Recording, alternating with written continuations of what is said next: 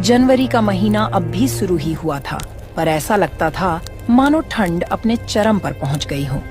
गांव के हर घर की छत पर सुबह को बर्फ जम जाता था। पेड़ों की शाखाएं मानो ठंड से सिकुड़ गई थीं। सूरज देवता तो निकलने का नाम ही नहीं ले रहे थे।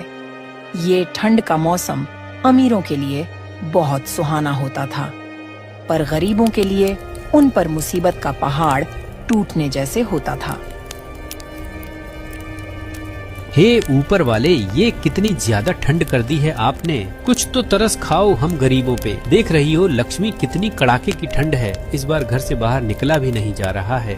अजी सच कह रहे हो आप, इतनी ज्यादा ठंड तो पहले कभी नहीं देखी। पर इस साल तो ठंड खैर बरसा रही है। घर से बाहर जाओ तो ठंडी हवा शरीर को चीरती हुई निकल जाती है और पूरा शरीर थरथराने लगता है। देखो तो जरा सुनीता, सूरज भी जैसे आँख में चोली खेल रहा है। पूरे दिन कोहरा छाया रहता है। हाँ, ठंड ने तो सबकी हालत खराब कर दी है। इस बार आप काम पर कैसे जाओगे? अब तो आपको सुबह सुबह सेठ चपेटू राम की दुकान पर काम के लिए जाना होता है। हम तो फिर भी घर में रहकर आग सेक लेते हैं। अब क्या कर सकता हूँ सुनीता, काम तो करना ही पड़ेगा। चाहे कितनी भी ठंड हो, सेठ जी को तो कोई फर्क नहीं पड़ता। उनको तो बस काम से मतलब है, चाहे सर्दी हो या गर्मी। अच्छा ठीक है, मैं चलता हूँ। देर हो गई तो मालिक गुस्सा करेंगे।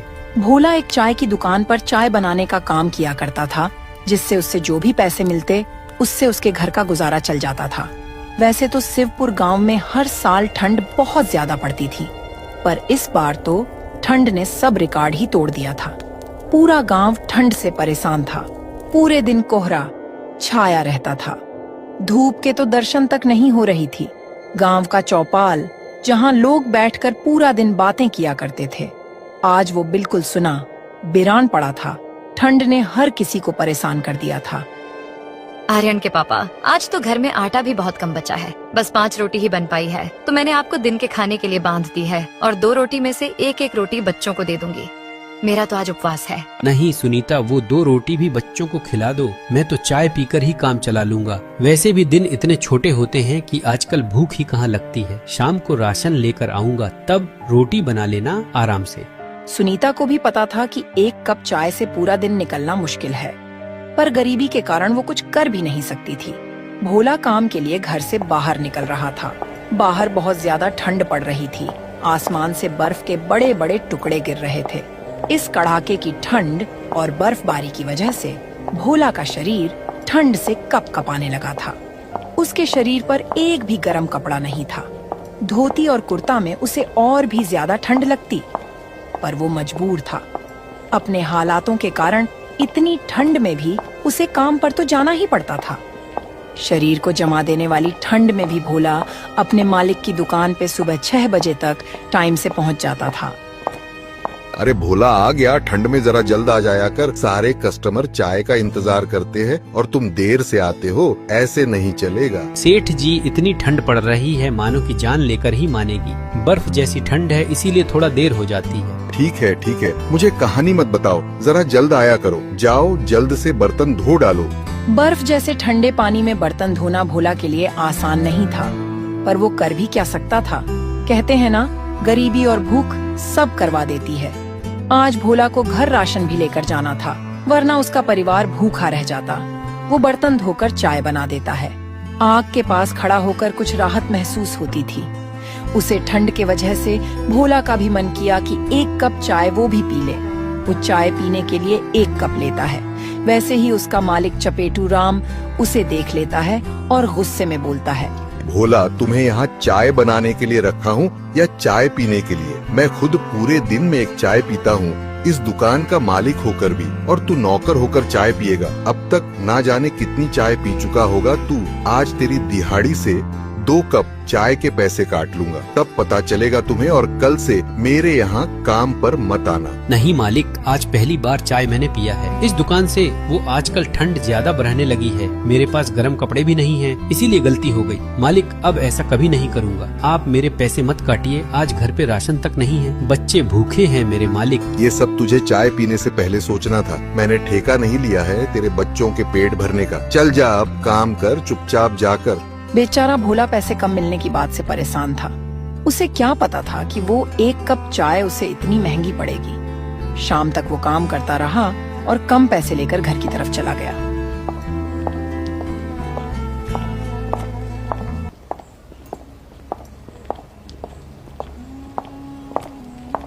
उसने कुछ पैसों से घर का राशन लिया और घर आ गया। भोला अपने घर पहुंचता है तो उसकी पत्नी सुनीता उससे कहती है, अजी क्या बात है, आप इतने परेशान क्यों लग रहे हो? और ये राशन भी इतना कम ले आए हो, इससे तो बस 1 हफ्ते ही काम चल पाएगा।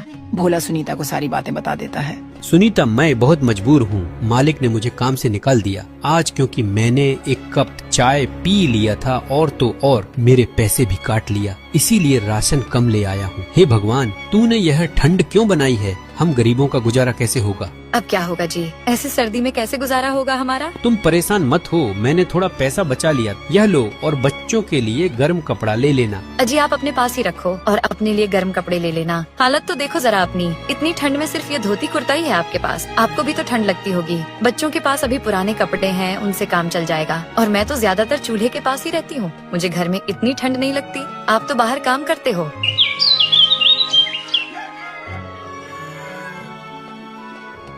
भोला बाजार जाकर अपने लिए एक गर्म चादर खरीद कर ले आया।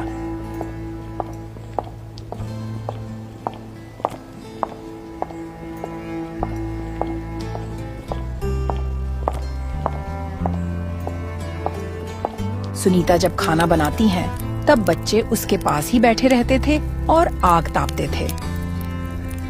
सुनीता, मैं बाहर जाता हूँ, देखता हूँ शायद कोई काम मिल जाए। ऐसे घर पर खाली तो नहीं बैठ सकता। अगर घर पर रहूँगा तो खाने के लिए मोहताज हो जाऊँगा। हाँ जी, ध्यान से जाइएगा और शाम को समय से घर वापस आ जाइएगा। ठंड बहुत ज्यादा हो रही है। भोला घर से बाहर निकल जाता है। बाहर ठंडी हवा चल रही थी, पर भोला उसकी परवाह किए बिना बस चला जा रहा था कि कहीं तो उसे काम मिल जाएगा।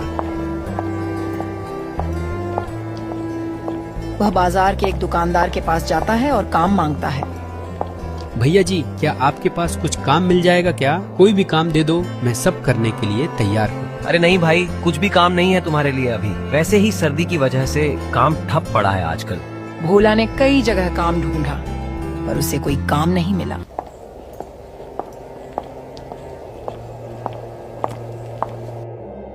वो मायूस होकर एक पेड़ के नीचे बैठ गया। हे भगवान, अब क्या करूं? कोई काम नहीं मिल रहा। अब घर का गुजारा कैसे होगा? पैसे भी बहुत कम बचे हैं और राशन भी कुछ दिनों में खत्म हो जाएगा। भोला यह सब सोच ही रहा था कि तभी एक साधु बाबा उसके पास आते हैं। बेटा, क्या तुम मेरा थोड़ी सी मदद कर दोगे? मेरा कुटिया यहाँ से कुछ दूरी पर ही है। वो ठंड बहुत ज्यादा है और हवा भी तेज चल रही है, इसलिए मैं अब और ये लकड़ियाँ ज्यादा दूर तक नहीं ले जा पा रहा हूँ। मेरा लकड़ियाँ मेरे कुटिया तक पहुँचा दो बेटा, तुम्हारा बहुत बड़ा एहसान होगा। ठीक है बाबा जी, चलिए मैं आपका सामान आपके कुटिया तक पहुँचा देता हूँ। भोला साधु बाबा की लकड़ियाँ का गट्ठर अपने सर पर उठाकर उनके साथ चलने लगता है।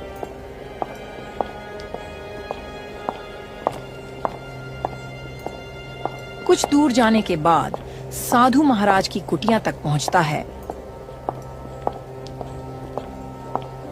लीजिए साधु महाराज, आपका कुटिया आ गया। क्या आप यहाँ अकेला रहते हैं? यहाँ तो बहुत ठंड लग रही है। हाँ बेटा, मैं यहाँ अकेला रहता हूँ। मैं इसी कुटिया में तपस्या करता हूँ। यहाँ बहुत ठंड लगता है, इसीलिए लकड़ी लाने गया था। बस एक मेरी गाय रानी मेरे साथ रहती है, पर अब मैं इसका भी ठीक से ख्याल नहीं रख पाता हूँ। अच्छा बाबा, अब आप आग जलाकर आराम करें और कुटिया को गर्म रखें। ठंड बहुत ज्यादा है। मैं अब चलता हूँ, मेरे बच्चे घर पर इंतजार कर रहे होंगे। इतना बोलकर भोला अपने घर की तरफ चल पड़ता है। तभी साधु महाराज बोल पड़ते हैं, रुको बेटा, मेरी गाय रानी को भी अपने साथ ले जाओ। इसको अच्छा से देखभाल करोगे, इसकी सेवा करोगे तो ये तुमको बहुत ज्यादा दूध देगी। मैं तो इसका ध्यान ठंड के कारण रख नहीं पाता, इसे तुम ले जाओ। अब मना मत करना बेटा, एक साधु का आशीर्वाद समझकर रख ले। अरे महाराज जी, अब आप इतना बोल ही रहे हैं तो मैं इस गाय माता को अपने साथ ले जा रहा हूँ और इनकी खूब सेवा पानी करूँगा। भोला गाय को लेकर घर की ओर चल देता है।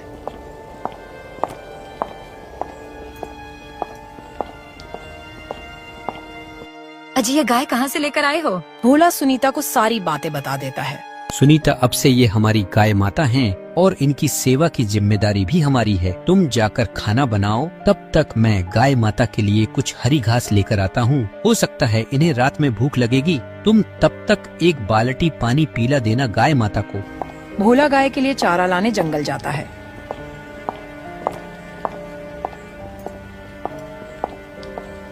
और घास लेकर आता है और गाय को दे देता है। चारा खाने के कुछ देर बाद गाय बहुत सारा दूध दे देती है। देखो सुनीता, हमारी गाय ने कितना सारा दूध दिया है। ये सच में कमाल की गाय है। इतना सारा दूध तो हम पी भी नहीं पाएंगे। लाइए, पहले मैं कुछ दूध की चाय बना देती हूँ, फिर पूरा परिवार आज साथ बैठकर गर्मा गर्म दूध पीकर ही सो जाएंगे, क्योंकि घर में ज्यादा राशन नहीं बचा है। फिर उस दिन भोला का पूरा परिवार गाय माता के दूध से अपना पेट भर लेते हैं और सब आराम से सो जाते हैं।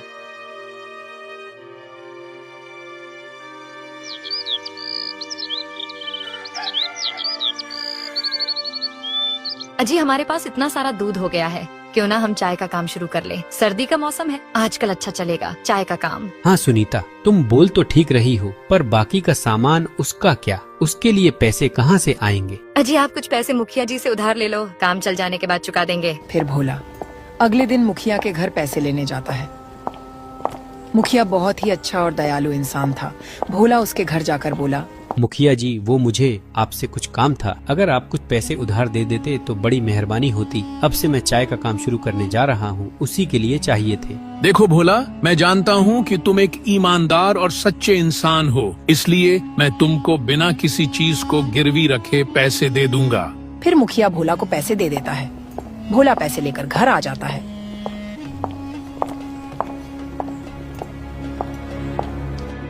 और अगले दिन वो चाय का काम शुरू कर देता है।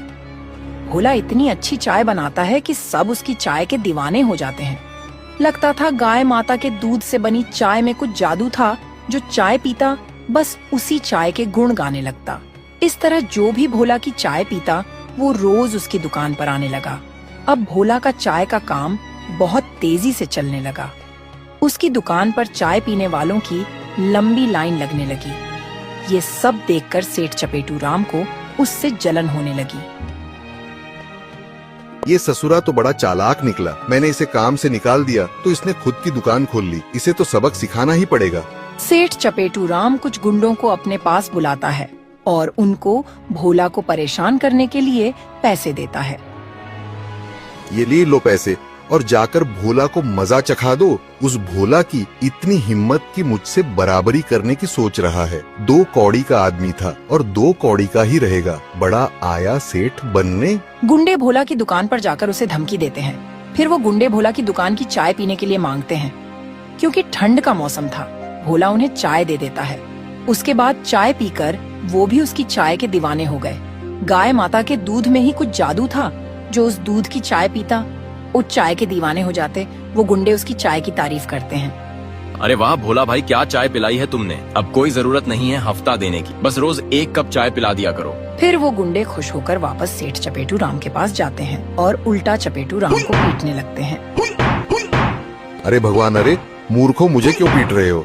मैंने तो तुम्हें भोला को डराने धमकाने के लिए पैसे दिए थे। छोड़ो मुझे। ये लो तुम्हारे पैसे सेठ, और आज के बाद अगर भोला भाई को परेशान करने का सोचा भी तो हमसे बुरा कोई नहीं होगा, समझे सेठ? ऐसा बोलकर वो गुंडे सेठ को उसके पैसे वापस देकर वहाँ से चले जाते हैं और सेठ को उसके किए का फल मिल जाता है। भोला की दुकान अच्छी चलने लगती है और वो अपने परिवार के साथ खुशी खुशी रहने लगता है।